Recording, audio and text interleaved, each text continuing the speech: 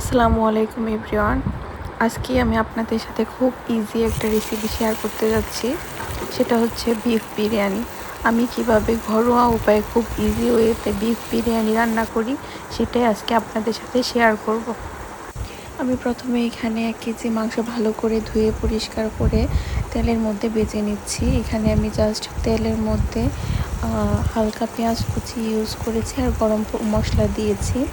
এখন আমি 2 থেকে 3 মিনিট ভাজার পর সাথে রসুন এবং আদা পেস্ট এবং পেঁয়াজের পেস্ট অ্যাড করে আবার 4 থেকে 5 মিনিট ভেজে নেব। 3 থেকে 4 মিনিট ভাজার পর এখানে আমি লবণ দিয়ে নিচ্ছি পরিমাণ মতো। আমি এখানে ধনিয়ার গুঁড়া, মরিচের গুঁড়া, হালকা জিরার গুঁড়া ইউজ করেছি। আপনারা আপনাদের স্বাদ মতো ইউজ করতে পারেন। আমি এখানে 1 চামচ মরিচের গুঁড়া, 1 চামচ ধনিয়ার গুঁড়া, 1 চামচ জিরার গুঁড়া ইউজ করেছি। মাংসটা হালকা কষানোর পর আমি এখানে 1 চামচ বিরিয়ানির মশলা অ্যাড করে নিচ্ছি। এখন হালকা পানি অ্যাড করে একটু নেড়ে দিচ্ছি যাতে মাংসটা ভালো করে কষিয়ে আসে।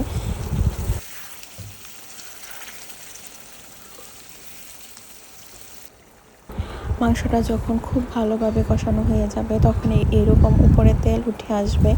তো তখন দেখে বুঝতে হবে যে মাংসটা পারফেক্টলি কষানো হয়ে গেছে। তাই আমি এখানে মাংস সিদ্ধ হওয়ার জন্য হালকা পানি অ্যাড করে নিচ্ছি যেন মাংসটা ভালোভাবে সিদ্ধ হয়।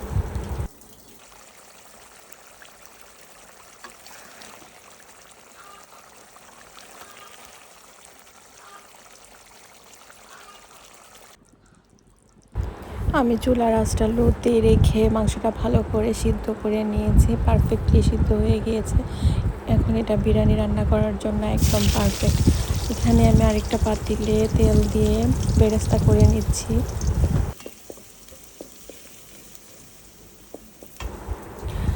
আমি এখানে এখন বিরিয়ানি রান্না করার জন্য চালটা ভালো করে ভেজে নিচ্ছি।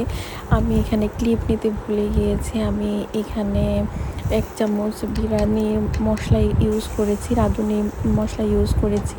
সেটার ক্লিপ এখানে নেই। I am so sorry for that. এই বিরিয়ানি রান্নাতে আমি 1 কেজি চালের জন্য 1.5 লিটার গরম পানি অ্যাড করেছি। আর এখন রান্না করা মাংসটা এখানে অ্যাড করে নিচ্ছি।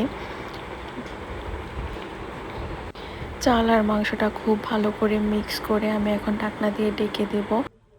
চালটা ভালোভাবে সিদ্ধ হওয়ার পর আমি এখানে 15 মিনিট দমে বসিয়ে রেখেছিলাম। এই তো পারফেক্টলি হয়ে গেল বিফ বিরিয়ানি। আপনারা বাসায় ট্রাই করে দেখবেন। এটা খুব ইজি ওয়েতে তৈরি করা যায় এবং খেতেও খুব সুস্বাদু হয়। আলহামদুলিল্লাহ, খেতে অনেক মজা হয়েছে। আপনারা অবশ্যই এটা ট্রাই করে দেখবেন।